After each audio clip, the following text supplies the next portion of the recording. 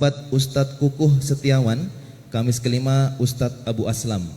Bagi para jamaah yang ingin mengikuti kajian bersama Ustadz-Ustadz tersebut bisa langsung menuju ke Masjid Al-A'raf, Jalan Danau Limboto, A4 Sawo Jajar.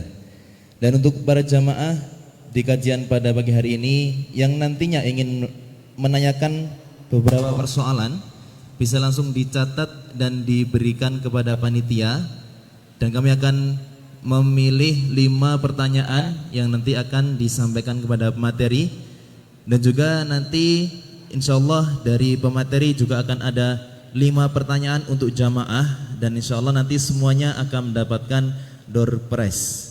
Bagi penanya maupun yang nanti bisa menjawab nanti akan mendapatkan door prize. Baik, untuk mempersingkat waktu, marilah kita bersama-sama simak kajian bersama Ustadz Firanda. Pada Ustadz Firanda kami persilahkan. Tafadhol. Sebelumnya bukunya coba dibuka kembali yang terjemahan ya. Sudah di-share coba Win. Di-share ke jamaah. Ibu-ibu tolong kalau dilihat dibuka di HP ya. Hukum bersiwak dia halaman 28 ya. Halaman 28.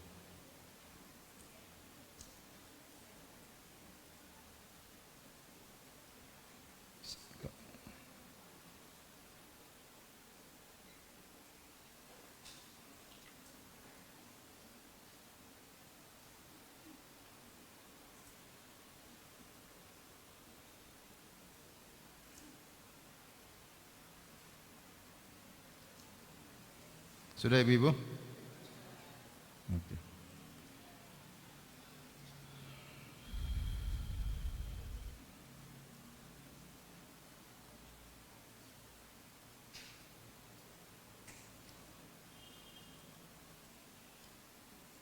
Baik. Bismillahirrahmanirrahim. Assalamualaikum warahmatullahi wabarakatuh. Alhamdulillahi ala ihsani wa syukru lahu ala taufiqihi wa amtinani. Asyhadu an la ilaha illallah wahdahu la syarika lahu ta'ziman li sya'nih. Wa asyhadu anna Muhammadan abduhu wa rasuluhu ila ridwani. Allahumma salli alaihi wa ala alihi wa ashabihi wa ikhwani. Ibu yang dirahmati Allah Subhanahu wa taala, kita lanjutkan pembacaan kitab Matan Abi Syuja ya. Kita masuk pada halaman 28 tentang hukum bersiwak ya. Penulis berkata, wasiwaku mustahabun fi kulli hal, bahwasanya siwak itu atau menggosok gigi disunahkan dalam segala kondisi. Illa ba'da zawal lisaim, kecuali bagi orang yang berpuasa, maka setelah waktu masuk waktu zuhur maka tidak disunahkan lagi. Wa huwa fi thalathati mawadhi' asyaddu istihbaban, dan dalam 3 kondisi lebih lagi dianjurkan, lebih lagi disunahkan. Inda taghayyuril fami, ketika mulut mengalami perubahan aroma, min azmin, yaitu karena lama tidak berbicara, itu diam lama, wa ghairihi, atau dengan sebab yang lain. Yang kedua, wa indal qiyami minan naum, ketika bangun dari tidur. Yang ketiga, wa inda al-qiyami ila salat, ketika akan mengerjakan salat. Baik, di sini penulis membahas tentang masalah siwak, dan dibahas masalah siwak karena di antara sunnah wudu adalah bersiwak. Di antara sunnah wudu adalah bersiwak. Oleh karenanya dibahas terlebih dahulu tentang siwak. Dan dalam hadis, perhatikan, Rasulullah SAW bersabda, laula an asyqa ala ummati la amartuhum bisiwaki ma akuli wudu. Kalau tidak merepotkan umatku, tentu aku akan memerintahkan mereka untuk bersiwak setiap kali wudu. Tentu aku akan perintahkan mereka untuk bersiwak setiap kali wudu. Ini dalil bahwasanya siwak adalah sunnah ketika akan berwudu. Dan siwak ya disunahkan secara umum setiap saat, kapan saja ya, sebagaimana dijelaskan oleh penulis. Apa itu siwak?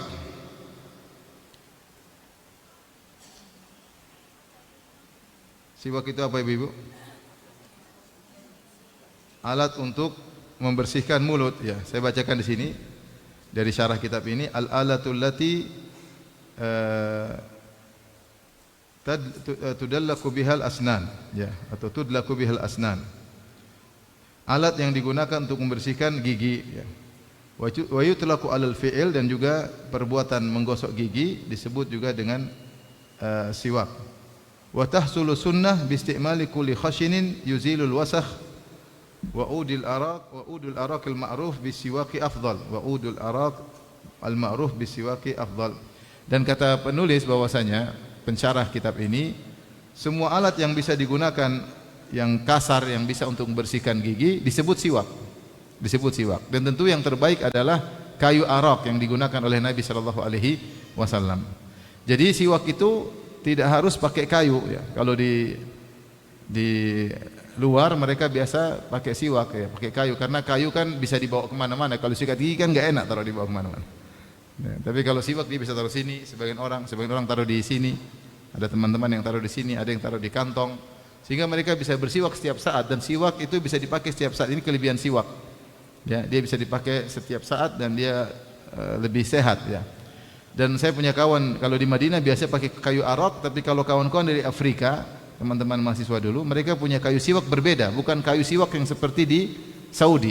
Jadi kayu dipotong kecil-kecil. Kalau siwak kan memang sudah batang siwak, tinggal dipotong terus dilembutkan di depannya sehingga bisa untuk bersiwak. Kalau teman-teman Afrika enggak, mereka ambil kayu, mereka potong, kemudian ada kayu khusus yang digunakan untuk bersiwak. Nah, kalau mungkin kita tidak menggunakan kayu, kita menggunakan sikat apa? Sikat gigi ya. Dan jika seorang menyikat gigi dengan menggunakan odol dan menggunakan sikat gigi, maka dia telah bersiwak. Cuma bedanya kalau kayu siwak bisa dibawa-bawa dan bisa dipakai setiap saat. Karena kalau kita ngantongin sikat gigi kayaknya gimana gitu ya, apalagi taruh di telinga, kayaknya khawatir lagi zaman gelap nanti disangka macam-macam ya. Oleh karenanya ini bedanya antara siwak yang biasa dipakai dengan siwak modern sekarang. Tapi seorang yang sikat gigi dianggap telah bersiwak jika dia niatkan karena Allah, dia dapat pahala. Berarti dia telah menjalankan sunnah Nabi sallallahu alaihi wasallam. Taib, kemudian penulis mengatakan siwak disunahkan setiap saat. Kecuali, perhatikan, kecuali setelah zawal, setelah zawal bagi orang yang berpuasa. Ini ada khilaf di kalangan para ulama. Namun menurut mazhab Syafi'i, orang berpuasa setelah zawal hendaknya dia tidak bersiwak. Kenapa? Kalau dia sudah lewat zawal maksudnya bergelincirnya matahari dari tengah langit, itu namanya zawal. Maksudnya waktu azan zuhur. Jadi jangan lagi dia bersiwak setelah azan zuhur, supaya aroma mulut yang tidak enak karena puasa itu tetap terjaga. Karena Rasulullah SAW bersabda, la khalufu famis shaim atyabu indallahi min rihil misik. Sungguhnya aroma yang keluar dari mulut seorang karena puasa itu lebih disukai oleh Allah daripada minyak kasturi, atau daripada aroma minyak kasturi.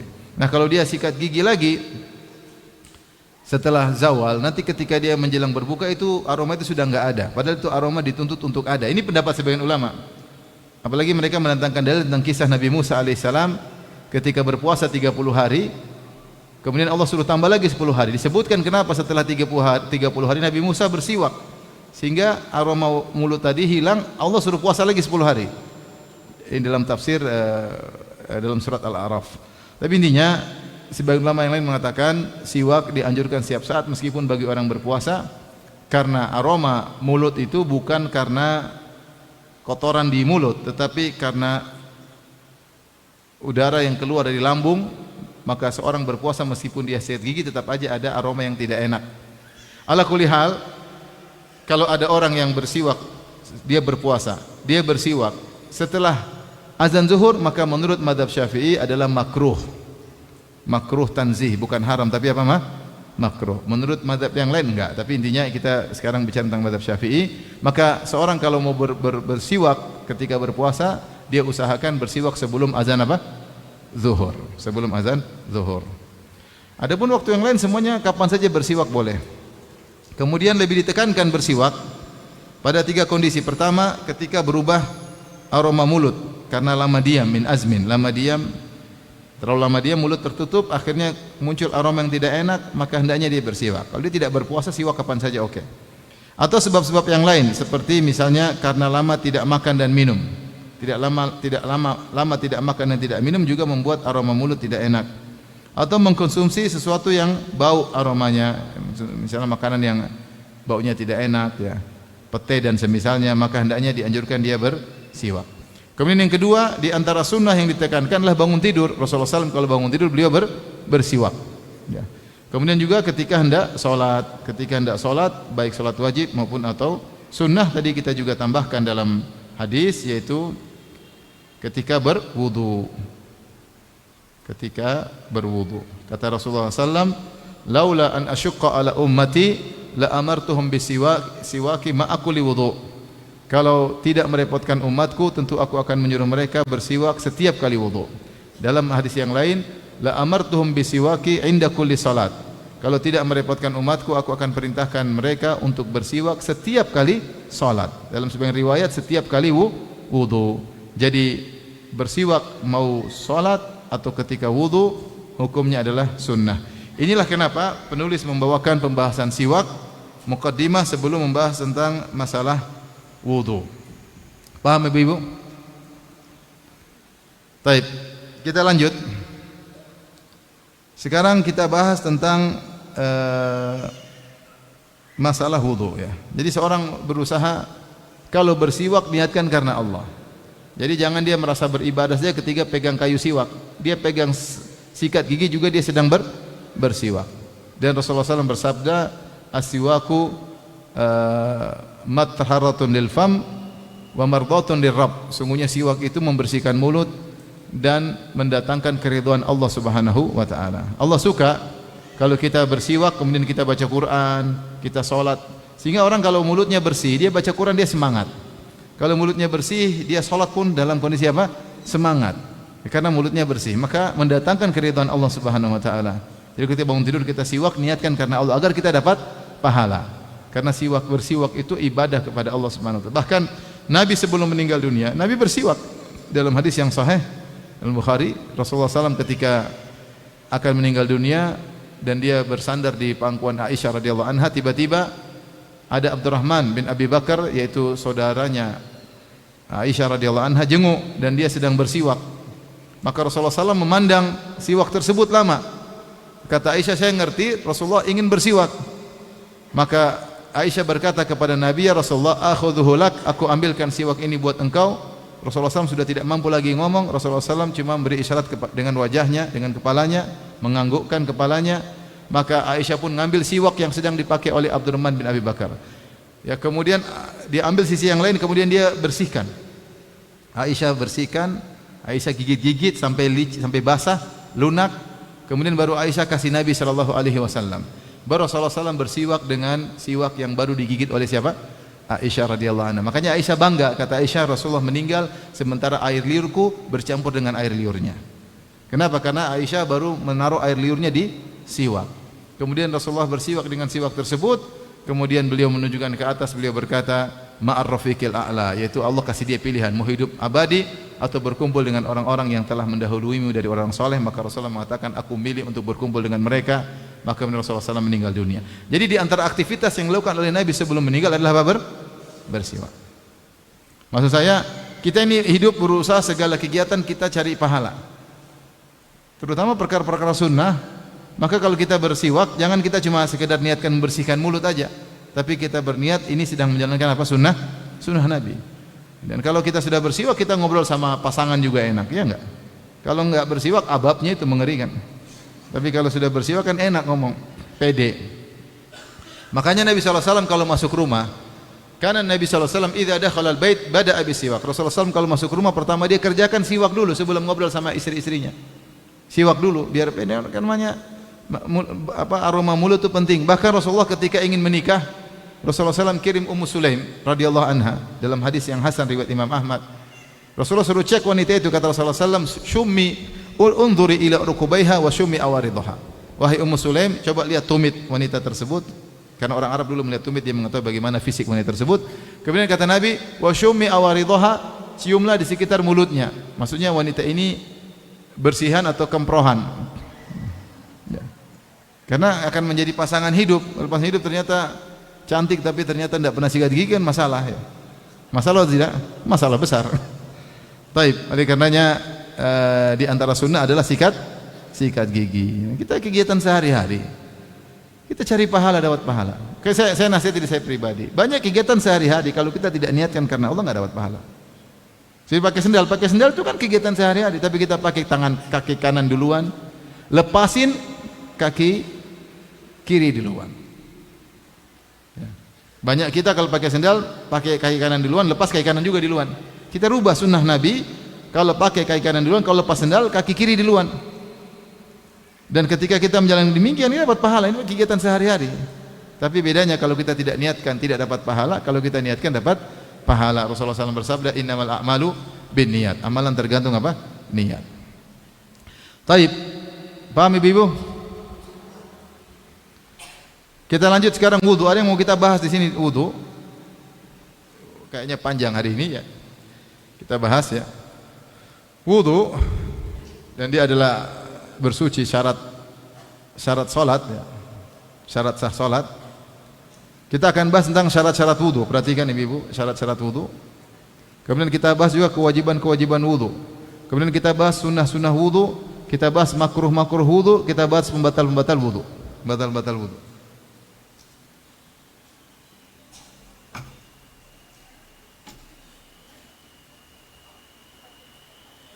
Baik.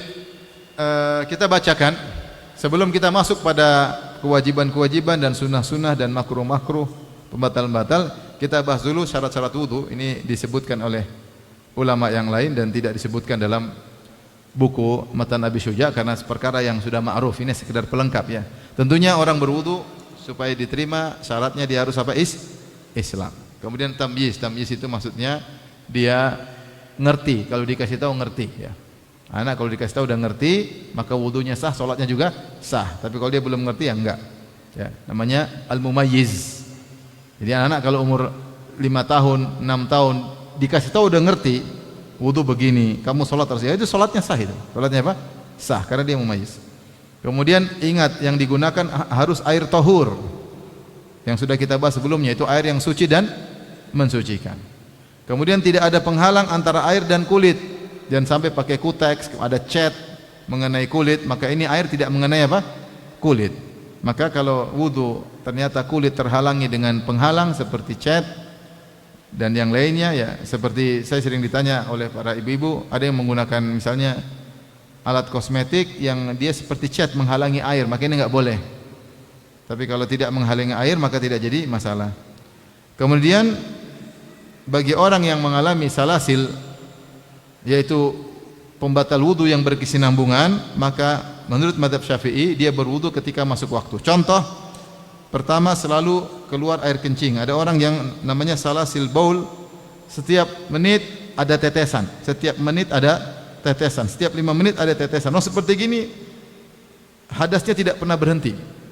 Hadasnya tidak berhenti, yaitu hadasnya berkesinambungan. Ini contoh satu, namanya salasilul baul. Ada salasilur rih, yaitu selalu buang angin. Dia tidak bisa tahan, kalau tahan sakitnya perutnya sakit. Jadi 5 menit keluar angin, 5 menit keluar angin, atau 10 menit keluar angin. Orang seperti bagaimana? Masa setiap 10 menit dia berwudu, udah masuk masjid keluar lagi, berat. Ini punya hukum tersendiri. Ya. Kemudian yang ketiga, selalu keluar darah. Contoh seperti darah istihadah. Ini darah penyakit, di luar dari jadwal haid. Darah selalu keluar, sampai ada seorang sahabat yang sholat, dia taruh panci di bawah, sholat sementara darahnya menetes-netes karena dia sedang berpenyakit. Nah orang seperti ini bagaimana? Orang seperti ini dia wudu ketika masuk waktu sholat. Masuk adzan zuhur dia silakan wudu. Kalau dia sudah wudu, meskipun batal, tidak dianggap batal. Meskipun dia buang angin terus, karena dia punya penyakit di situ, tidak dianggap batal. Kalau dia punya penyakit air kencing yang tidak berhenti, keluar air kencing terus, tidak batal. Kalau dia punya penyakit darah yang tidak pernah berhenti tetesannya, maka tetap aja tidak batal meskipun keluar darah. Dia hanya batal kalau ada sebab yang lain. Misalnya orang ini kena penyakit kencing yang tidak berhenti, tapi kalau dia kentut batal atau tidak?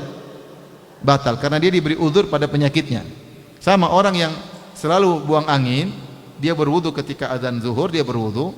Selama buang angin ini tidak batal, tapi kalau dia ternyata buang air kecil, batal atau tidak? Batal karena dia melakukan sebab yang lain. Demikian juga orang yang keluar darah terus menerus. Kalau keluar darah terus menerus tidak batal karena disitulah penyakitnya, disitulah uzurnya. Tapi kalau dia buang angin, maka batal. Dia kencing, maka batal. Yang keenam syaratnya adalah menghilangkan najis. Baik, baru kita masuk dalam kewajiban, sunnah dan pembatal-pembatal. Ibu kembali kita masuk ke buku, ke kitab.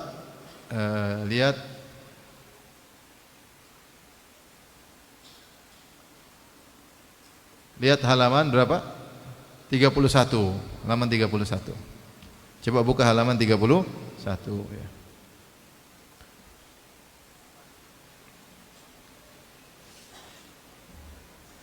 Coba saya baca ya. Saya baca. Atau antum bantu baca ada. Buka. Saya baca Arabnya, nanti baca terjemahnya ya. Halaman 32.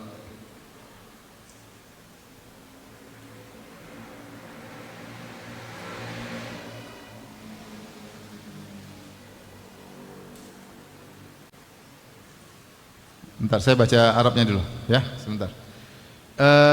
Wa furudul wudu sittatu asya. An-niyatu inda ghuslil wajhi wa ghuslul wajhi wa ghuslul yadain ilal mirfaqain wa mashu ba'dhir ra'si wa ghuslur rijlain ilal ka'bain wa tartibu ala ma dzakarnahu. Coba baca. Rukun Yang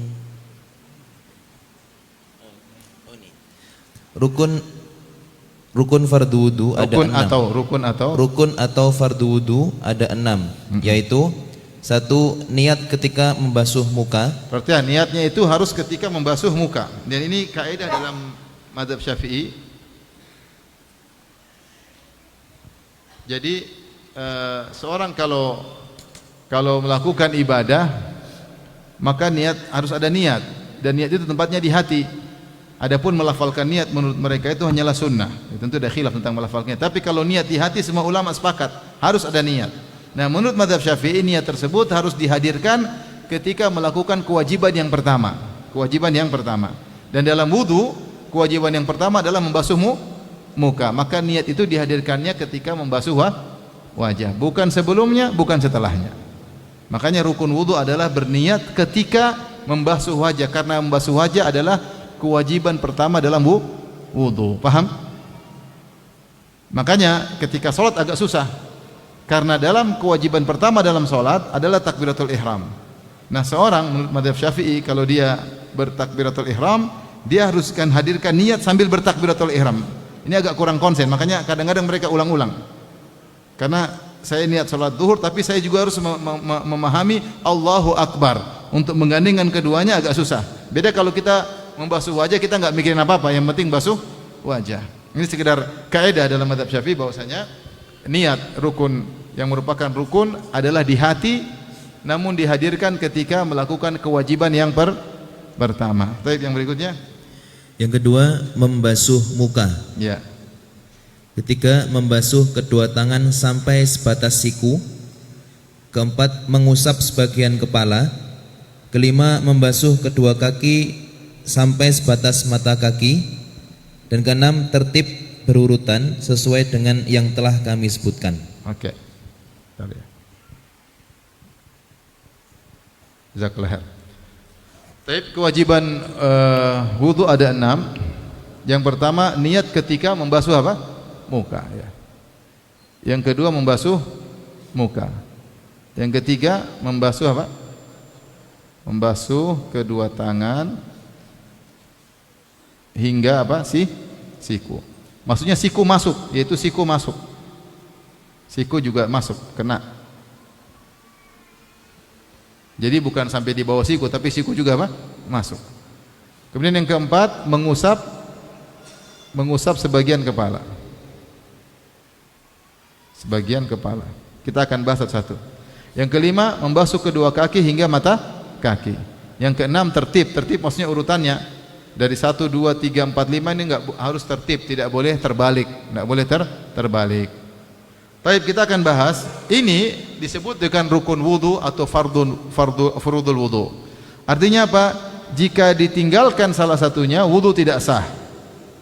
Ya, kewajiban. Maksudnya jika ditinggal satu saja, Jika tertinggal satu tidak sah.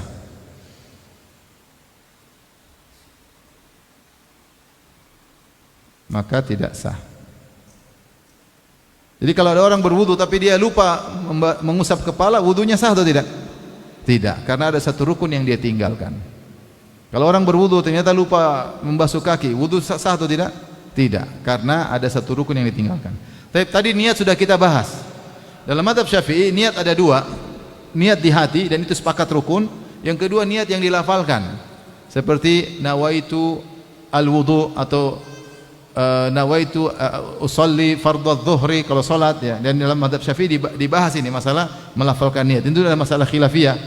Ya, sebagian mengatakan dianjurkan, sebagian mengatakan dianjurkan kalau ada waswas, sebagian mengatakan bid'ah, tidak dianjurkan ya, karena Rasulullah SAW tidak pernah mengajarkan melafalkan niat dalam segala ibadah. Tidak pernah Rasulullah SAW mengajarkan melafalkan niat. Padahal Rasulullah SAW salat dengan berbagai macam model salat. Rasulullah SAW tidak pernah terdengar mengatakan usolli, enggak pernah. Rasulullah SAW berwudu berulang-ulang, dalam hadis banyak mencontohkan. Rasulullah juga tidak pernah mengatakan nawaitu al-wudu, aku berniat untuk wudu. Rasulullah SAW puasa dengan berbagai macam puasa. Rasulullah SAW tidak pernah berkata nawaitu an asuma, aku niat untuk puasa, enggak pernah. Dan ini pendapat yang saya pilih, bahwasanya melafalkan niat tidak dianjurkan, tidak dianjurkan. Tapi kalau mazhab Syafi'i yang perlu kita pahami, melafalkan niat dianjurkan menurut mereka. Tujuannya apa? Tujuannya untuk mengkokohkan di hati. Jadi bukan itu yang rukun, bukan. Yang rukun yang di mana? Di hati. Cuma kenapa melafalkan niat? Untuk mengkokohkan supaya kita niatnya enggak goyang. Itu niat mereka. Jadi mereka berpendapat mazhab Syafi'i bahwasanya kalau mau ibadah berniat terlebih dahulu. Makanya kalau salat zuhur kita lafalkan usolli fardhu dhuhri arba' raka'atin mustaqbilal kiblati adaan ma'muman lillahi ta'ala. Saya juga hafal dulu ya. Jadi tujuannya bukan itu yang wajib, bukan. Itu cuma dianjurkan supaya mengkokohkan di hati. Ala kulli hal ini masalah khilafiyah. Tapi kalau yang di hati maka itu semuanya sepakat. Nah, kalau yang diwajibkan di hati juga khilaf kapan mau start niat tersebut. Menurut mazhab Syafi'i harus niat itu hadir ketika melakukan kewajiban yang pertama. Dan rukun yang pertama dalam wudu apa? Membasuh apa?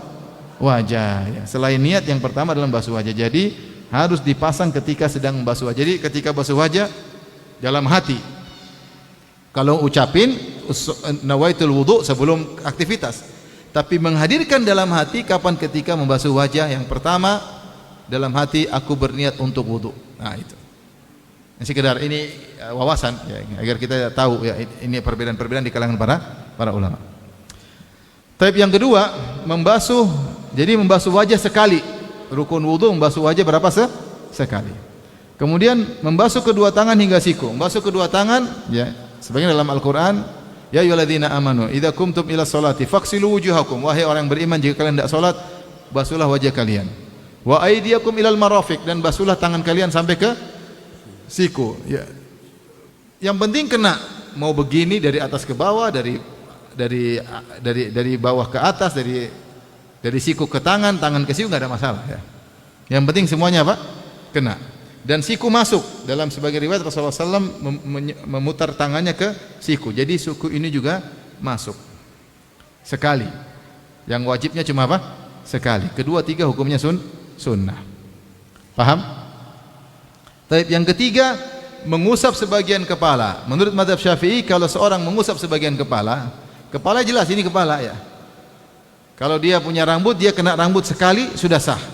Misalnya dia berwudu kemudian sah atau tidak? Sah. Ini menurut mazhab Syafi'i. Kalau dia enggak punya rambut, yang penting kepala. Yang penting rambutnya rambut kepala ya. Bukan rambut pipi, enggak. Rambut kepala. Jadi dia kepala atau kena rambut. Mereka punya dalil, mereka berdalil Rasulullah SAW disebutkan Rasulullah berwudu famasaha ala an-nasiyah wal imamah. Rasulullah SAW berwudu kemudian dia mengusap ubun-ubun dan mengusap sorbannya, sehingga Rasulullah sempat diriwayatkan cuma mengusap ubun-ubun saja. Wa alal imamah, kemudian lanjutannya beliau mengusap sorban. Dipahami oleh Al-Imam Syafi'i rahimahullah dalam kitabnya Al-Um, berarti mengusap sebagian kepala sudah sah. Kemudian yang kelima, membasuh kedua kaki. Wa arjulakum ilal ka'bain, membasuh kedua kaki sampai mata kaki. Mata kaki masuk, ikut dibasuh. Kemudian yang keenam harus tertib, harus tertib. Kalau tidak tertib maka tidak sah. Tapi di sini ibu-ibu perhatikan ada beda antara membasuh dengan mengusap. Ada beda antara membasuh dengan mengusap. Apa bedanya? Jadi ada 3 istilah.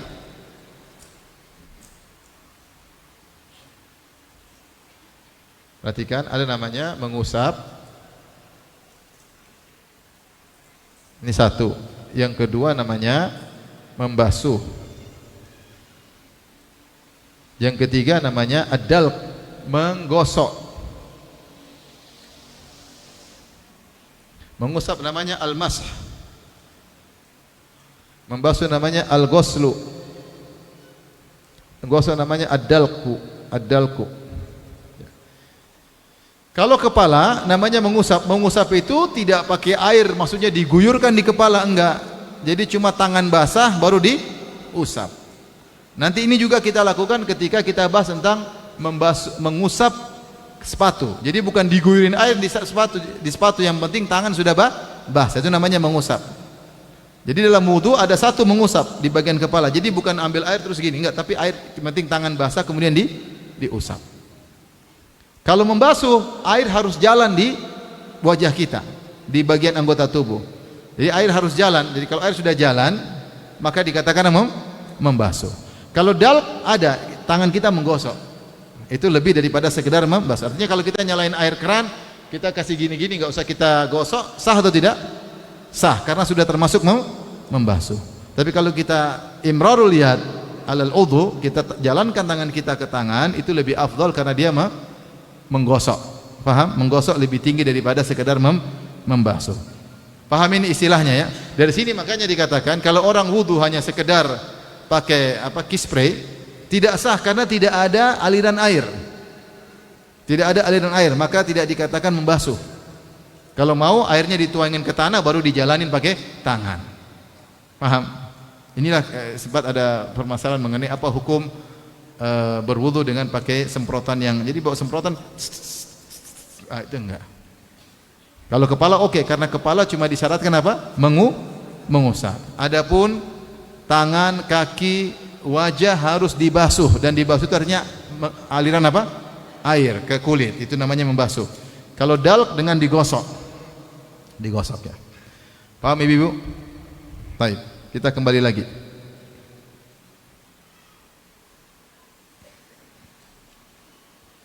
Membasuh wajah adalah, inilah namanya wajah, yaitu seorang yang ketika berhadapan dengan orang dia menampakkan wajahnya. Ma yuwajuhu bihil insan, dengan wajah itu dia melihat orang. Nah, kalau kita tahu wajah di mana, dari sini wajahnya, mohon maaf ya, dari tempat tumbuhnya rambut. Ini namanya apa? Wajah. Secara normal. Ustaz, kalau ada orang botak tengah rambutnya dari sini, enggak. Itu di luar normal. Normal itu maksudnya di sini. Nama secara umum namanya wajah dari sini. Paham ibu? Terus ke sini sampai ke sini. Yang di belakang ini bukan wajah, ada khilaf tentang para ulama di balik jambang, ini wajah atau bukan. Ya, karena dia tidak kelihatan ketika sedang berhadapan. Jadi ketika orang hendak berwudu, mohon maaf, jadi kalau hendak berwudu maka ambil air, kemudian dia basuh, semuanya kena air. Jadi sini kena semua sampai sini, paham? Ini bukan wajah di belakang, ini bukan wajah. Ini kita bicara kadar minimal untuk sahnya wudu. Makanya saya tulis itu, ibu perhatikan. Saya tulis di bawah situ, perhatikan, wudu paling minimal yang penting sah. Inilah pentingnya para ulama, para fuqaha. Kenapa mereka bahas tentang wajib-wajib, ada sunnah-sunnah.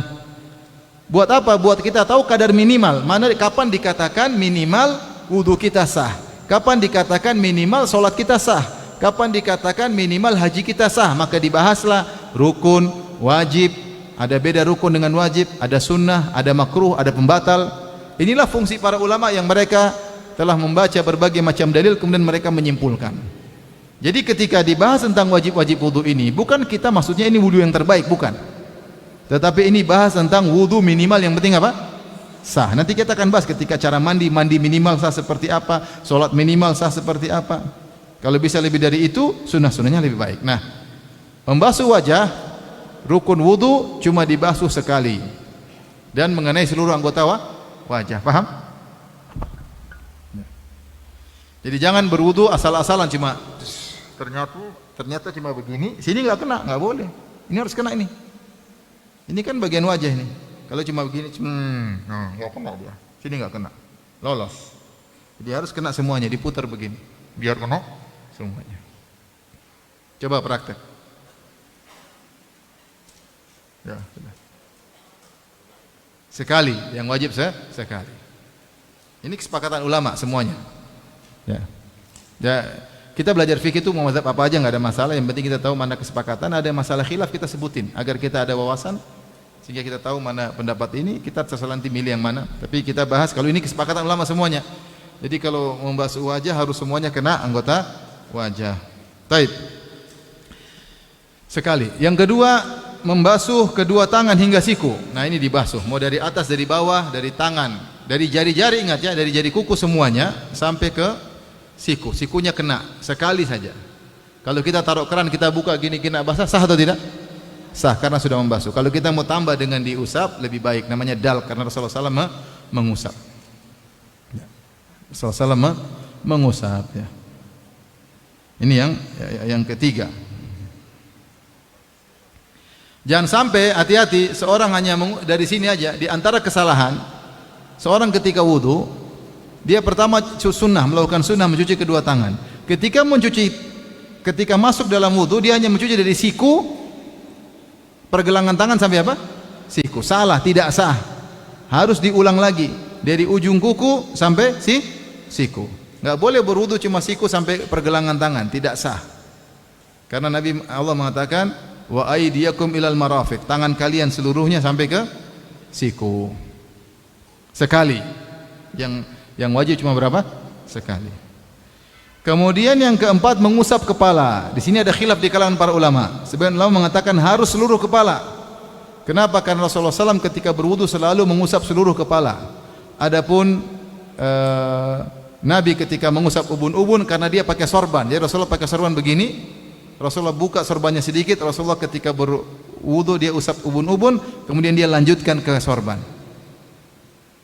Ini pendapat sebagian ulama, pendapat Imam Syafi'i enggak. Ini menunjukkan sorban ubun-ubun sudah sah. Ini khilaf ya, ini khilaf. Sebagian ulama mengatakan harus 3/4 kepala. Sebagian mengatakan harus seluruh kepala. Adapun mazhab Syafi'i rahimahullahu taala dalam kitab Al-Um dia mengatakan sebagian kepala sudah cukup. Jadi kalau menurut mazhab Syafi'i, kalau kita berwudu terus kita sah, selesai. Ibu-ibu kalau berwudu sekarang, ibu kan pakai sejilbab, tinggal gini keluar, sah. Ini mazhab Syafi'i. Ini semuanya punya dalil, semua punya dalil. Jadi Imam Syafi'i sedang berbicara tentang wudu minimal sah, paham ya? Bukan yang afdol, paham ya? Nanti kalau afdol nanti lain lagi. Ini wudu minimal apa? Sah. Jadi jangan bilang Ustaz Firanda suruh ngajarin gini. Enggak, kita sedang berbicara mazhab Syafi'i mengajarkan wudu yang minimal apa? Sah. Untuk yang di sini khilaf. Mazhab Syafi'i mengatakan segini cukup, mazhab lain tidak. Taib. Ini bedanya kalau kepala diusap. Adapun yang lainnya dibasuh. Kemudian yang kelima, rukun yang kelima adalah membasuh kedua kaki hingga mata kaki. Dari ujung kaki sampai ke mata kaki masuk. Ini sekali cukup sah, kanan kiri. Kemudian yang keenam, tertib. Kenapa tertib? Karena selalu dari puluhan riwayat tentang wudu Nabi tidak pernah membolak-balikkan. Beda dengan tayamum, ada khilaf. Ada riwayat tangan dulu baru wajah, ada wajah dulu baru tangan. Tapi kalau wudu dari puluhan riwayat tentang wudu Nabi, maka tidak pernah tidak tertib. Maka tertib urutan itu adalah rukun wudu. Siapa yang berwudu tidak urutan, pertama wudu kepala dulu baru kemudian wajah, tidak sah. Harus urutan sebagaimana yang Allah sebutkan dalam surat Al-Maidah ayat 6. Ya ayyuhalladzina amanu idza qumtum ila sholati. Jadi tertib sebagian dalam Quran surat Al-Maidah ayat berapa? 6. Ya ayyuhalladzina amanu idza qumtum ila sholati. Wahai orang beriman, jika kalian hendak salat, faghsilu wujuhakum, maka basuh wajah terlebih dahulu pertama. Wa aydiyakum ilal marafiq, kemudian tangan sampai siku. Wamsahu bi ru'usikum, kemudian kepala. Wa arjulakum ilal ka'bain, baru kemudian kedua kaki. Inilah namanya wudu paling minimal, yang penting sah. Paham ibu-ibu? Paham? Taib, ada yang bertanya sebelum kita lanjut? Silakan, kasih mic. Kasih mic ya. Terkait dengan apa yang telah kita sampaikan, kasih mic ibu. Silakan, enggak apa-apa, biar 1-2 kita ambil. Silakan. Assalamualaikum warahmatullahi wabarakatuh. Waalaikumsalam warahmatullahi wabarakatuh. Ustadz, kemarin itu sempat belajar mendengar mengenai riwayat Syu'bah. Pada riwayat Syu'bah itu kata arjulakum diharokati kasroh, sehingga dia dikembalikan kepada wamsahu, bukan kepada fasilu. Apakah itu dalil bolehnya mengusap khuf? Ya, itu pembahasan masalah khuf. Ini ibu terlalu dalam ya. Enggak, yang sudah kita sampaikan aja. Itu dijadikan dalil bahwasanya boleh mengusap arjulikum jika kaki sedang memakai khuf. Arjulakum kalau kaki tidak memakai khuf. Yang lain? Ada lagi?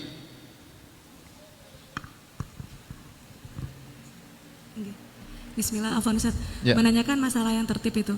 Apabila kita wudu lalu terhenti pelan-pelan. Apabila kita wudu, apabila kita berwudu tiba-tiba kita berhenti gitu, misalnya ada tukang paket gitu ya.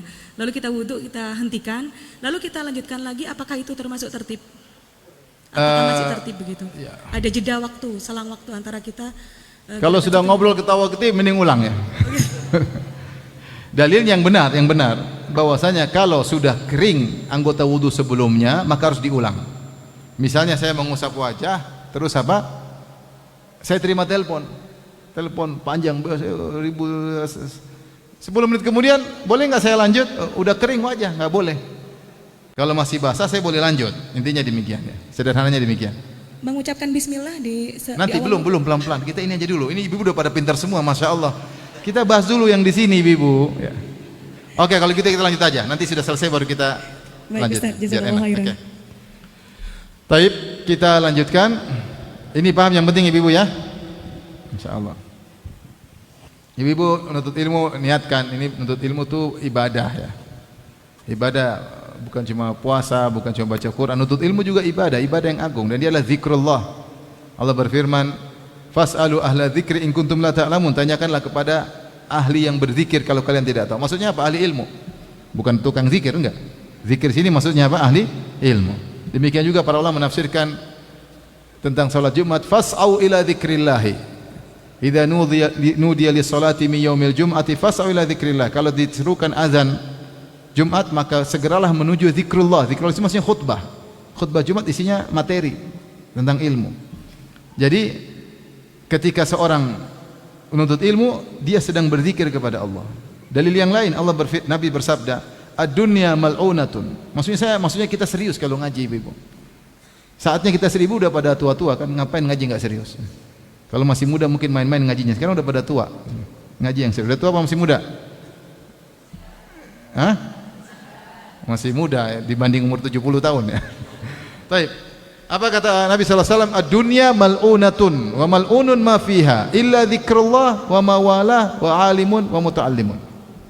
Kata Nabi sallallahu alaihi wasallam, dunia terlaknat seluruhnya kecuali mengingat Allah dan apa yang dicintai oleh Allah dan orang alim dan orang yang belajar. Subhanallah. Jadi menuntut ilmu termasuk perkara yang dicintai oleh Allah, termasuk zikrullah. Maka ketika kita belajar, kita niatkan mencari pahala karena kita sedang beribadah ya. Sedang beribadah ya. Saya juga mengingatkan diri saya. Ketika saya datang, saya tulis ini semua, saya juga mau cari pahala ya. Cari pahala. Jadi sama-sama capek kita ya. Saya nulis ini juga capek. Ibu jangan ngantuk ya. Oke, lanjut atau tidak? Kalau udah hang kasih tahu, saya nggak mau paksa. Kalau udah hang berhenti. Tapi sekarang kita bahas sunnah-sunnah wudu. Sunnah-sunnah wudu saya bacakan lagi. Perhatikan halaman berapa? Ya, saya bacakan. Wa sunanuhu asyratu asya. At-tasmiyatu wa ghuslul kaffain qabla idkhalihima al-ina'a wal madmadatu wal istinsyaqu wa mashu jami'ir ra's wa masul udhunain zahirihima wa batinihima bima'in jadid wa takhlilu lihyatil kathah, wa takhlilu asabi'il yadaini war rijlaini, wa taqdimul yumna 'alal yusra, wa taharatu thalathan wal muwalat. Taib, sekarang kita akan bahas wudu yang sempurna yang dilakukan oleh Nabi sallallahu alaihi wasallam, yang dianjurkan. Sehingga kita berusaha melakukan semuanya. Namun kalau kita tidak melakukan, tetap sah. Inilah dibedakan antara tadi, kenapa para ulama bahas tentang kewajiban-kewajiban, agar kita tahu mana minimal wudu yang sah. Namun bukan itu yang mau disuruh kita kerjakan. Namun itu diperlukan kapan? Ketika kita naik pesawat, air cuma sedikit, kita bisa melakukan wudu minimal, paham? Atau ketika kita sholat ke tempat air berwudu ternyata sudah qomat, supaya tidak ketinggalan jamaah, kita wudu yang minimal supaya kita dapat apa? Sholat berjamaah. Bukan itu yang dianjurkan. Yang dianjurkan adalah wudu yang sesuai dengan apa? Sunnah. Taib. Bacakan. Sunnah wudu ada 10, yaitu 1. Mengucap basmalah. Ya. 2. Membasuh kedua telapak tangan sebelum memasukkannya ke dalam wadah air. Ya. 3. Berkumur-kumur. Ya. 4. Istinsyak, yaitu menghirup air ke dalam hidung dan mengeluarkannya kembali. Baik. 5. Mengusap semua bagian wajah. 6. Mengusap kedua telinga. Mengusap semua bagian kepala, itu salah itu. Salah. Mengusap semua bagian apa? Kepala. Kalau wajah memang wajib, paham? Itu salah terjemah. Mengusap seluruh bagian apa? Kepala. Ketika mengusap, dan wajah itu dibasuh. Itu jadi salah terjemah, harusnya apa? Kepala. Yang keenam, mengusap kedua telinga meliputi bagian dalam dan luar dengan menggunakan air yang baru. 7. Menyela jenggot yang tebal serta menyela jemari kedua tangan dan kedua kaki. 8. Mendahulukan anggota yang kanan dari yang kiri. 9. Mencuci dan membersihkan setiap anggota wudu masing-masing 3 kali. 10. Yang 9 Mencuci. Oke, terus. 10. Mualah, yaitu dilakukan beruntun tanpa diselingi perbuatan lainnya. Oke. Tapi ini mungkin urutannya saya agak beda, tapi intinya 10 perkara. Yang pertama, ini sekarang beliau sedang berbicara tentang wudu yang sempurna. Yang pertama adalah mengucapkan apa? Bismillah, ya, mengucapkan bismillah. Kenapa dikatakan sunnah? Ada khilaf apakah wajib atau sunnah. Datang dalam satu hadis Rasulullah SAW bersabda, la wudu'a liman lam yadhkur ismallah fihi. Tidak ada wudu bagi orang yang tidak mengucapkan bismillah. Sehingga sebenarnya mengatakan mengucapkan bismillah hukumnya wajib. Namun jumhur ulama mengatakan bismillah hukumnya sunnah. Kenapa? Dari sekian banyak hadis-hadis tentang riwayat Nabi berwudu, tidak disebutkan Nabi mengucapkan bismillah. Tidak disebutkan Nabi mengucapkan bismillah. Tapi Nabi pernah berkata, tawadda'u bismillah, berwudulah dengan bismillah. Dari sini maka hadis-hadis yang banyak seperti hadis Utsman bin Affan, hadis para sahabat yang lain menceritakan tentang wudu Nabi, mereka tidak sebutkan Nabi bilang bismillah ketika wudu. Maka hadis yang banyak ini memalingkan hadis yang tadi tentang tidak ada wudu kecuali dengan bismillah, yang seakan-akan kesannya wajib, dipalingkan jadi hukumnya menjadi sunnah. Jadi kalau kita bilang bismillah dapat pahala, kalau tidak bilang bismillah yang penting niat wudu tetap apa? Sah. Membaca bismillah. Yang kedua, mencuci kedua telapak tangan sebelum masukkan ke bejana. Ini sunnah, jadi sebelum kita masukkan, karena dulu Nabi berwudu dengan memasukkan air tangan ke bejana. Nah, sebelum dimasukkan kita disunahkan mencuci kedua tangan, Nah, ini kadang-kadang orang salah, dikira sudah selesai, sehingga kalau pas wudu cuma dari pergelangan ke siku, padahal ini sunnah. Nanti kalau wudu ulangi lagi dari awal. Paham? Mencuci. Nah, sekarang tinggal pakai keran, ya. Tinggal pakai apa? Keran, ya. Tapi intinya ini hukumnya sunnah. Yang ketiga dan yang keempat, berkumur-kumur dan istinsyak. Menurut mazhab Syafi'i bahwasanya berkumur-kumur hukumnya sunnah. Jadi istinsyak menghirup air di hidung. Menurut mazhab lain, mazhab Hambali, hukumnya wajib. Ini masalah khilaf. Tapi intinya menurut mazhab Syafi'i bahwasanya hukumnya sunnah. Seandainya orang berwudu tanpa berkumur-kumur, tanpa menghirup air di hidung, maka tidak mengapa. Tetapi ini disyariatkan. Nah, bagaimana cara berkumur-kumur istinsyak? Jadi ada amalan yang lain disebut dengan istinsyak. Jadi istinsyak namanya menghirup air ke hidung. Menghirup air ke hidung.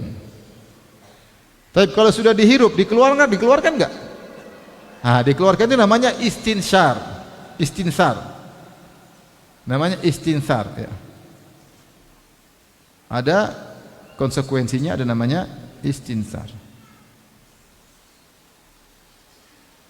Yaitu mengeluarkan air dari hidung. Ini juga sudah sunnah. Mengeluarkannya. Jadi sunnahnya bagaimana? Sunnahnya kita ambil air satu genggam, kita masukkan ke mulut, sebagian kita masukkan ke mulut untuk dikumur-kumur, sebagian kita hirup ke hidung, terus kita buang dengan tangan kiri memegang hidung. Sekali. Sebagian masuk ke mulut, sebagian kita hirup di hidung, kemudian kita keluarkan dengan tangan kiri. Jadi kita proses ini berkumur-kumur, istinsyak dan istinsar dengan dua tangan. Air dengan tangan apa?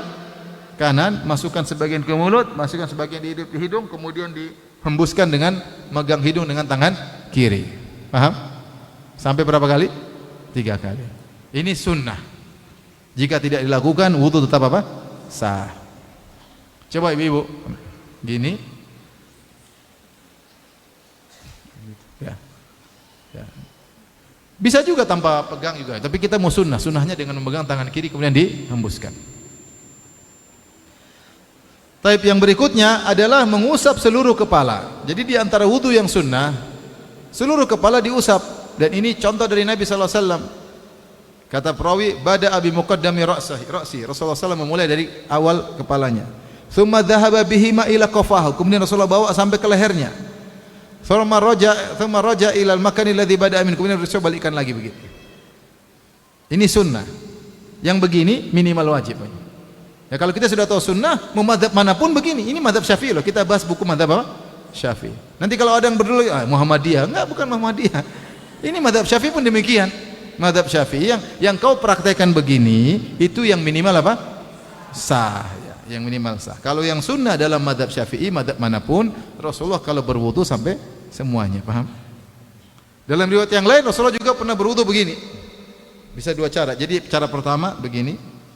Tarik ke belakang sampai leher, balik lagi. Ini cara pertama. Ada cara kedua dengan begini. Bisa juga. Misalnya rambutnya nggak pingin beramburan dia betul. Paham? Paham? Boleh. Dua-duanya boleh. Ustadz kalau rambutnya panjang sampai di bawah bokongnya, ya nggak usah. Cuma sampai juga rambut ke belakang gini enggak. Cuma rambut yang di kepala, paham? Ada orang bilang rambut sampai ke bokong, ada yang bokong sampai ke rambut. Nah, yang dimaksud adalah rambut yang di mana? Di kepala, bukan rambut yang di bawahnya, itu nggak perlu diusap. Yang diusap rambut yang ada nempel di kepala, bukan yang terjulur di bawahnya. Paham ibu-ibu? Jadi dalam mazhab Syafi'i pun dianjurkan untuk berkumur-kumur, narik air di hidung dan mengeluarkannya. Itu dianjurkan. Adapun cuma mengusap wajah, itu wudu minimal apa? Sah. Jadi kita bermadhab Syafi'i pun wudunya seperti itu. Bermadhab Syafi'i pun wudunya juga full seperti itu. Karena itu sunnah dalam madhab Syafi'i. Cuma mungkin waktu diajar di pondok diajar yang minimal sah. Harusnya tahapan berikutnya yang bagaimana yang lebih apa? Sempurna. Bukan cuma yang diajarkan yang minimal sah saja. Karena kita itu kegiatan sehari-hari. Ya. Dan Rasulullah berkata di antara amal yang terbaik, asbighul wudu, sempurnakan wudu alal makari, meskipun dalam kondisi yang tidak menyenangkan. Dan di antara bentuk menyempurnakan wudu adalah wudu dengan menjalankan semua sunnah-sunnahnya. Taib. Yang kelima atau selanjutnya yang keenam, mengusap kedua telinga dalam maupun luar dengan air yang baru. Jadi kalau kita sudah pakai kepala begini, menurut mazhab Syafi'i jangan lanjut ke telinga, jangan. Kita basahin lagi tangan baru pakai air yang baru. Caranya dengan sabbahatain atau musabbihatain di bagian dalam, bagian luar pakai jempol. Jadi begini. Ini diputar begini, ini juga begini. Jadi jari ini masuk ke dalam untuk mengusap bagian dalam, jari jempol untuk bagian apa? Luar. Dengan air yang baru. Air yang baru maksudnya kita basahin. Jadi jangan lanjutkan yang di kepala, basahin. Ini khilaf apakah lanjut kepala ke telinga ataukah dengan air baru. Kita ikut mazhab Syafi'i, kata mereka bima'in jadid, yaitu dengan air yang baru. Paham ibu? Kemudian yang berikutnya menyela jenggot-jenggot, menyela jenggot yang lebat. Jenggot ada dua. Ada jenggot yang lebat, ada jenggot yang tipis. Ya. Seperti saya ini tidak ada jenggot atau tidak? Wallahu alam. Ada tapi tipis. Nah kalau jenggot seperti ini tipis, maka harus sampai ke kulit. Jadi ketika saya membasuh wajah, saya harus kena semua. Jadi karena air masuk kena kulit. Tapi kalau jenggot lebat, maka tidak harus masukin air kena kulit, cukup di luar sudah cukup begini. Misalnya jenggotnya lebat begini, maka ketika dia mengusap wajah, dia cukup begini aja sampai sini, karena jenggotnya tebal di sini. Jadi, adapun masukkan jari ke dalam jenggot ini sunnah bagi yang jenggot lebat. Jadi saya bilang jenggot ada berapa? Dua. Ada jenggot yang tipis, ada jenggot yang lebat. Ada jenggot yang khilaf berjenggot atau tidak. Tapi intinya bagi jenggot lebat tidak harus masukkan jari, tidak harus. Tapi sunnah masukkan apa jari kemudian di sela-sela sehingga air wudu yang di tangan mengenai kulit janggutnya, kulit dagunya. Tapi seandainya dia tidak masukkan jari, dia cuma mengusap wajah terus dia beginikan, sudah cukup. Baik. Kemudian takhlil asabi, menyela-nyela jari, menyela-nyela jari. Yang ketujuh, menyela-nyela jari. Jari ada dua, ada jari tangan, ada jari kaki. Untuk jari tangan, maka caranya dengan begini, tasbik. Kita tinggal begini aja ketika kita mau berwudu sebelah kanan, kita begini. Kita ngulu sebelah kiri, kita tinggal begini, baru usap sebelah kiri sampai atas. Paham? Jadi kita begini. Kalau ketika saya mau cuci tangan kanan, saya tinggal ambil air, saya gini, baru saya tarik. Kalau ketika saya mau cuci tangan kiri, saya tinggal gini terus saya tarik ke tangan kiri sampai siku. Sunnah, tidak harus. Paham? Kalau kaki, caranya sunnahnya adalah dengan pakai khinsir, yaitu jari kelingking tangan kiri untuk menyela kaki. Jadi misalnya jari kaki saya salah begini, pakai kelingking tangan apa? Kiri. Terus saya kaki kiri juga demikian. Sunnahnya demikian. Tidak menyela-jela juga tidak mengapa. Ya. Yang penting air kena selesai. Paham ibu? Ini ada kegiatan sedikit, tapi kita benar-benar merasa sedang berwudu. Dan kita tahu di antara keutamaan wudu, kalau kita berwudu, maka dosa-dosa akan berguguran. Seorang basuh wajahnya, maka dosa-dosa matanya, dosa-dosa telinganya berguguran. Dia basuh kakinya, dosa-dosa langkah-langkahnya berguguran. Dia basuh tangannya berguguran, ngetik macam-macam, komentar macam-macam. Ini dosa berguguran. Apalagi mata banyak. Dia berkumur-kumur, keluar dosa-dosa, omongannya yang macam-macam, berkurang dosa-dosanya. Jadi kita semangat berwudu. Kita sedang merasa beribadah ketika berwudu. Maka wudu butuh sedikit merasa ibadah, konsentrasi. Berusaha kita merasa kita sedang beribadah. Tapi yang berikutnya di antara sunnah adalah mendahulukan kanan daripada kiri. Seandainya ada orang berwudu, kiri dulu baru kanan, sah atau tidak ibu-ibu? Saya ulangi, kalau ada orang berwudu, kiri dulu baru kanan, sah atau tidak? Sah. Karena kanan dulu baru kiri, hukumnya sunnah. Kata Aisyah radhiyallahu taala anha, kana Nabi sallallahu alaihi wasallam yu'jibuhu atayammunu fi tana'ulihi wa tarajjulihi wa fi tuhurihi wa fi sya'nihi kulli. Adalah Nabi SAW lebih suka mendahulukan yang kanan daripada yang kiri dalam menyisir rambut, dalam pakai sendal, dan dalam bersuci, dan dalam segala urusan yang bisa didahulukan kanan, Nabi dahulukan kanan terlebih dahulu. Makanya Rasul kalau sisiran kanan dulu, baru kiri. Rasulullah kalau cukur rambut kanan dulu, baru apa? Kiri ketika menggundul. Rasulullah SAW kalau pakai baju tentu kanan dulu, baru apa? Kiri. Rasulullah SAW kalau mandi kanan dulu, baru apa? Kiri. Rasulullah pakai sendal kanan dulu baru kiri. Rasulullah kalau berwudu kanan dulu baru kiri. Seandainya dibolak-balik tidak jadi masalah. Saya tanya sama ibu, kalau orang berwudu, dia berwudu 3 kali, kanan dulu terus kiri, kanan kiri, sah atau tidak? Sah, nggak ada masalah. Cuma sunnahnya nggak begitu. Sunnahnya kanan 3 kali, baru kiri 3 kali. Paham ibu? Masya Allah udah pada pintar sekarang, masya Allah. Hati-hati para suami. Istrinya udah pada pintar. Taib. Sunnah yang berikutnya adalah bersuci 3 kali 3 kali. Bersuci 3 kali 3 kali. Wajibnya berapa kali ibu? Sekali. Sunnahnya sampai tiga kali. Kecuali khilaf masalah mengusap kepala. Untuk mengusap kepala, jumhur ulama berpendapat mengusap kepala tidak disunahkan 3 kali, cukup sekali.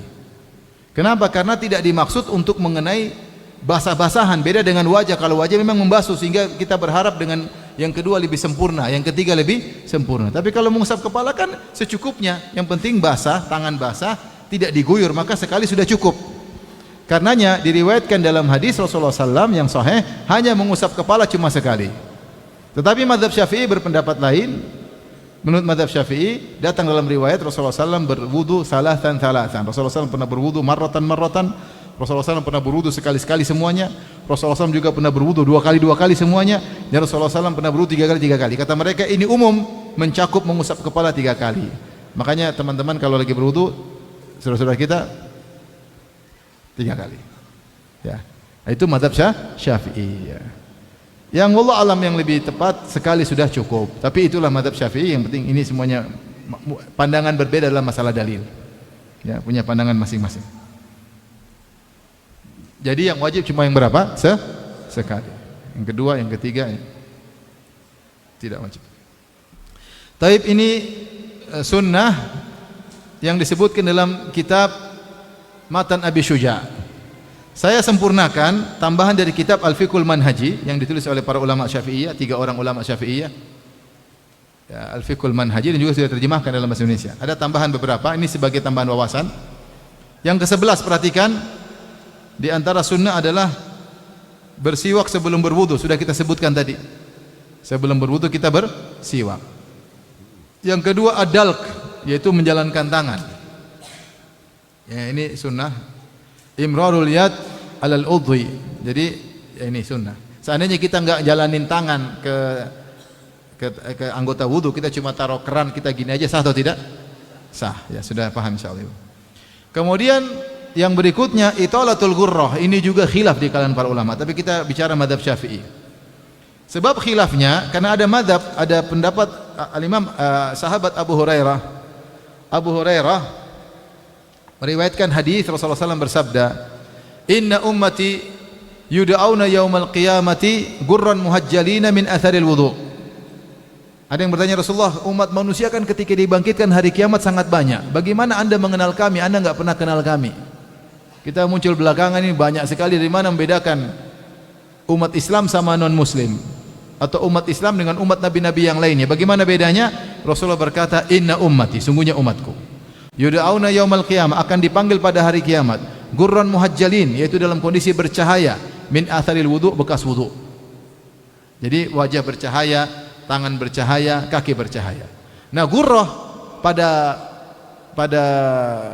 kuda, yaitu bagian wajah, bagian ini namanya yang putih-putih, kemudian kaki disebut dengan gurrah. Taib, setelah itu ada tambahan hadis. Faman istata an yutila gurratahu falyafal. Siapa yang mampu untuk memanjangkan cahayanya maka lakukanlah. Siapa yang mampu untuk memanjangkan cahayanya maka lakukanlah. Maka Abu Hurairah kalau dia berwudu, dia lanjut sampai ke lengan atas.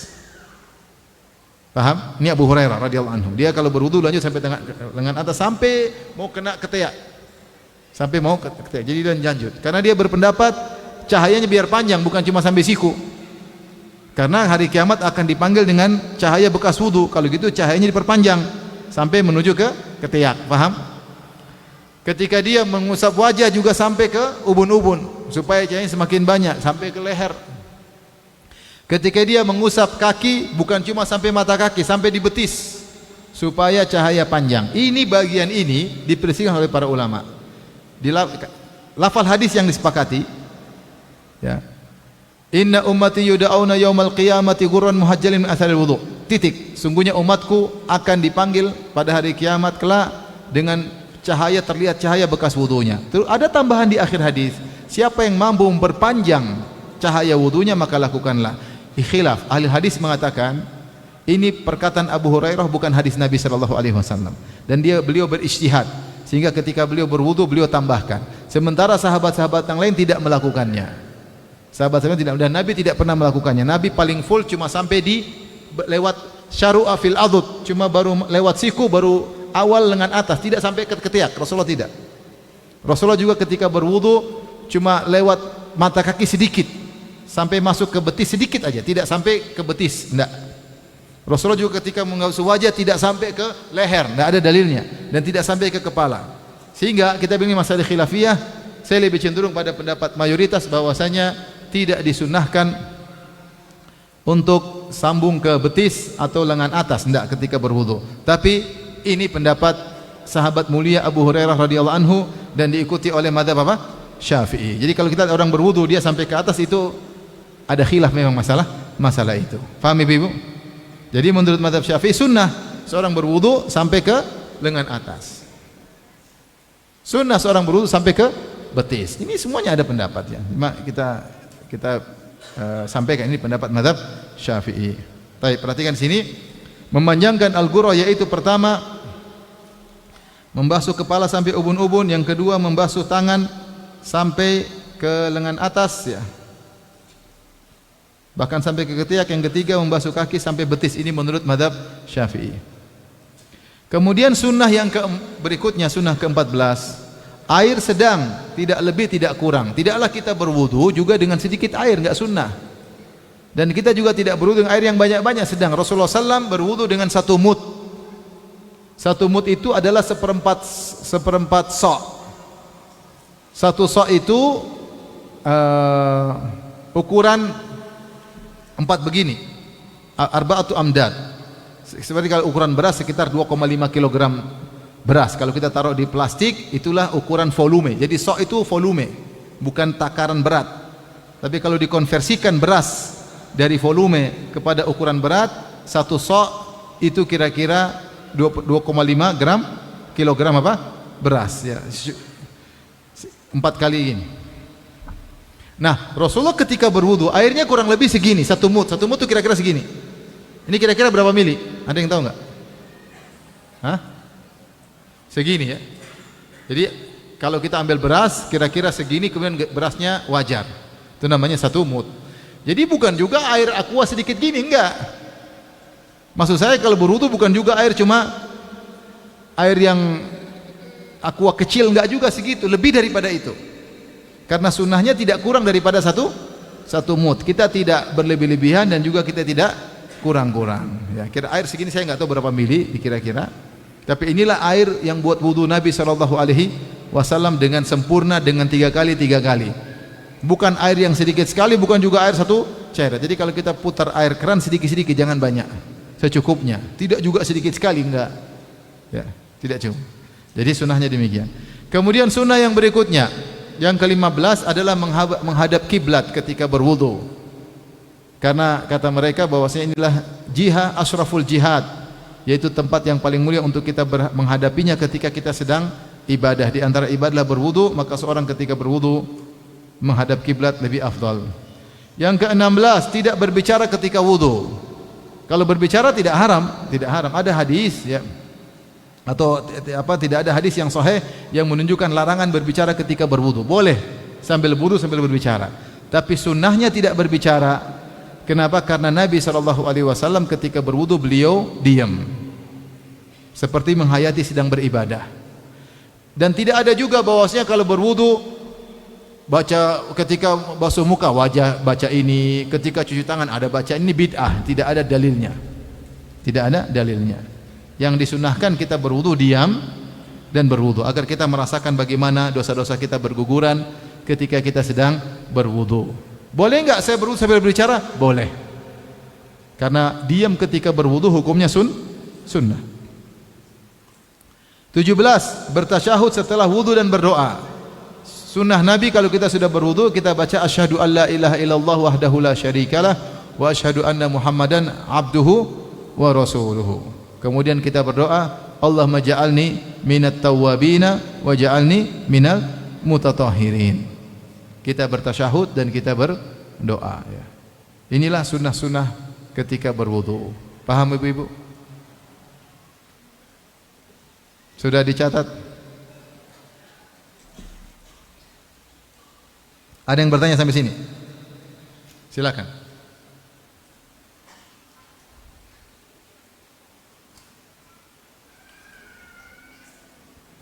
Bismillahirrahmanirrahim. Terima kasih. Assalamualaikum warahmatullahi wabarakatuh. Waalaikumsalam.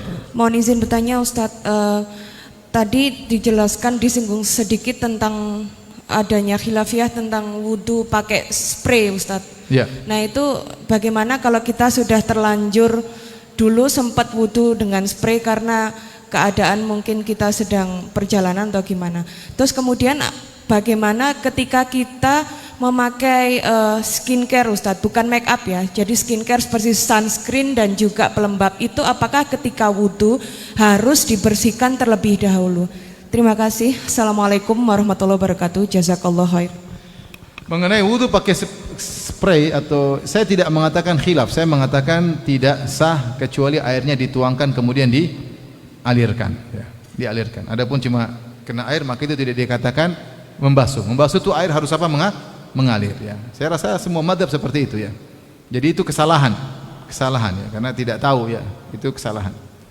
Jadi lain kali kalau berwudu harus airnya banyak sehingga mengalir, tidak apa-apa.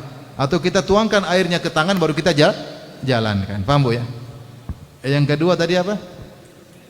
Pakai pelembab. Saya nggak tahu kalau pelembabnya menghalangi air maka tidak boleh. Ya. Masalahnya saya nggak pernah pakai gitu-gituan, jadi saya nggak ngerti. Ya, saya nggak ngerti. Ya. Saya nggak ngerti. Saya tidak pakai gitu-gituan masalah. Dikasih hadiah pun saya tidak pakai, khawatir ketagihan. Enggak, saya nggak pernah pakai.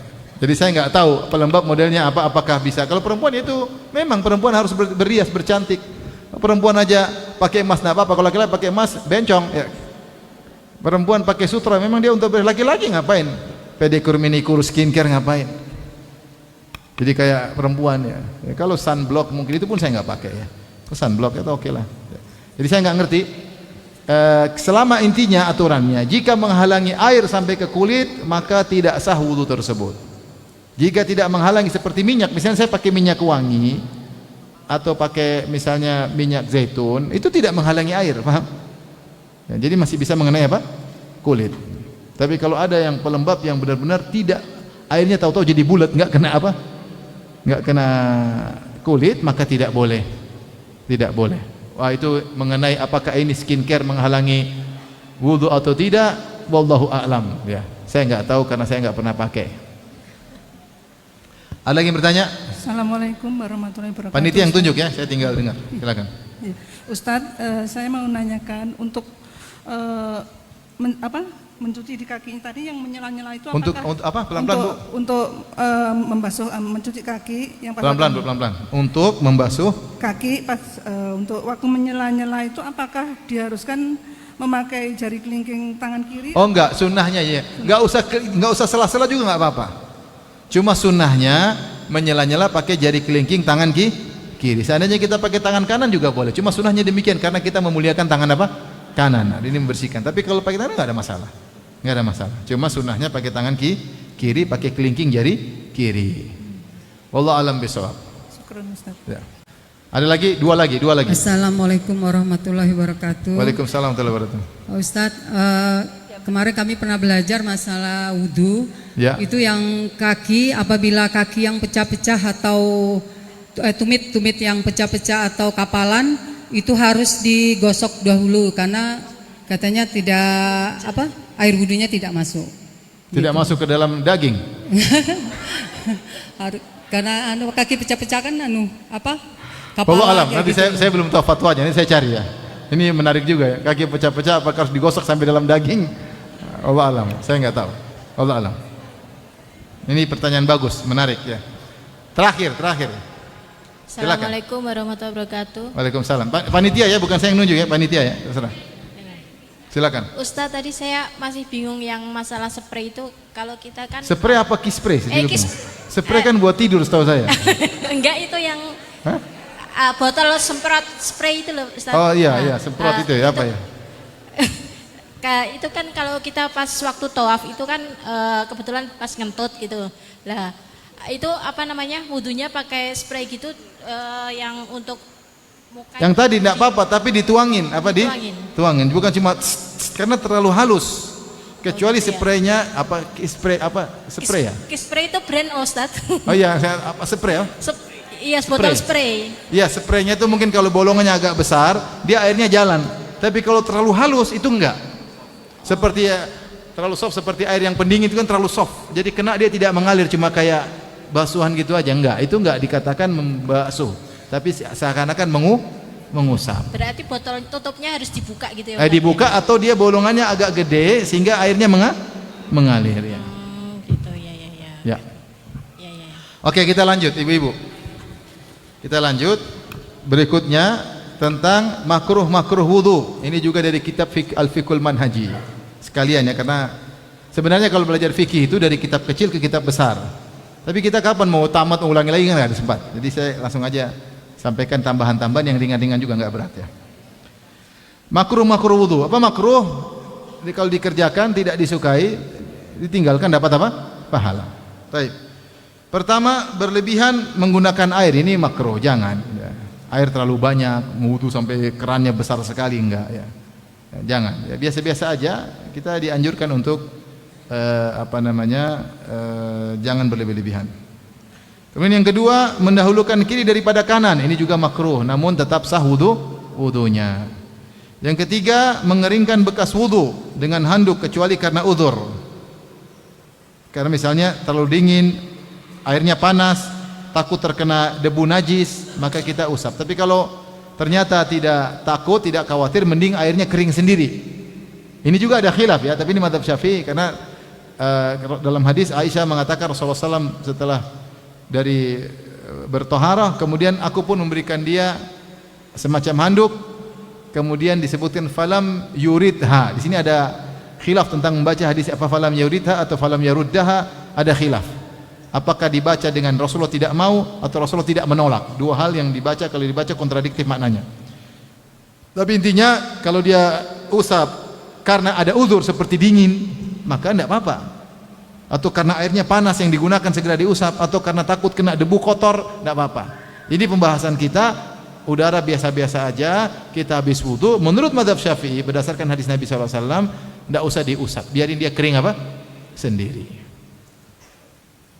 Khilaf tentang pemahaman suatu lafal hadis. Taib yang keempat, jangan menghantamkan wajah dengan air ketika wudu, jangan gebyur, enggak, jangan. Kenapa? Karena bertentangan dengan sikap memuliakan wajah. Wajah hendaknya dimuliakan. Jadi orang ketika wudu biasa aja, jangan gebyur, hantam, enggak, biasa aja. Kalau gebyur-gebyur juga kan boros air, boros apa? Air. Jadi ambil air biasa diusap, jangan dihantamkan. Kemudian juga yang kelima, berwudu lebih dari 3 kali. Kecuali dia ragu, 2 atau 3. Kalau dia ragu dia boleh tambah, tapi kalau dia yakin sudah 3, jangan tambah lagi 4. Karena Rasulullah mengatakan akan ada suatu kaum ya'taduna fid doa wat tahara. Akan ada suatu kaum yang nanti berlebih-lebihan dalam berdoa dan berlebih-lebihan dalam bersuci. Di antara bentuk berlebihan dalam bersuci adalah berwudu 4 kali atau 5 kali. Ini berlebihan. Maksimal berapa kali? 3 kali. Itu yang sempurna. Yang keenam, meminta orang lain mewudukan tanpa uzur. Ini juga enggak boleh. Kalau sakit enggak apa-apa, seperti Aisyah radhiyallahu anha mewudukan Nabi ketika Nabi sakit. Aisyah yang mewudukan. Adapun kita kalau mampu wudu sendiri. Jangan suruh anak buah, wuduin. Jangan. Kenapa? Karena dengan menyuruh-nyuruh orang mewudukan kita, seakan-akan kita tidak tunduk, padahal namanya wudu adalah ibadah dan ibadah perlu ketundukan. Jadi seorang berwudu sendiri, kecuali ada uzur syar'i, misalnya dia sakit atau dia lagi terpapar di rumah sakit sehingga banyak selang-selang yang dipasang di tubuhnya, maka dia sulit untuk bergerak, orang lain wudukan, enggak ada masalah. Orang wudukan ya. Kemudian yang ketujuh, berlebihan dalam berkumur-kumur dan istinsyak dan istinthar bagi yang sedang berpuasa. Bagi yang tidak berpuasa disunahkan menghirup air. Kata Nabi, wa balik fil istinsyak. Hiruplah air dengan sungguh-sungguh. Illa antakuna sha'iman, kecuali sedang puasa. Kalau sedang puasa hirup sungguh-sungguh, khawatir bablas masuk ke dalam. Tapi cukup secukupnya, baru kemudian dikeluarkan ya. Karena kalau berlebihan khawatir berkumur-kumur masuk ke selet, atau kalau dihirup di air di hidung khawatirnya ketelan, dan itu bisa membatalkan apa? Puasa. Inilah makruh wudu. Taib. Sudah cukup kali ya? Sudah berapa jam kita? 1 jam 20 menit. 20 menit ya? Sudah lama ya. Nanti hang, saya takut ibu hang ya. Insyaallah ya, fikih pelan-pelan ya, fikih pelan-pelan. Masih ada pembahasan penting tentang pembatal wudu, tapi pembahasannya panjang. kita tidak bisa sampaikan sekarang. Insyaallah pada pertemuan berikutnya kita fokus pada pembatal-pembatal apa? Wudu. Demikian saja yang dirahmati Allah Subhanahu wa taala yang bisa kita sajikan pada kesempatan kali ini. Kalau ada yang bertanya saya persilahkan, masih ada waktu.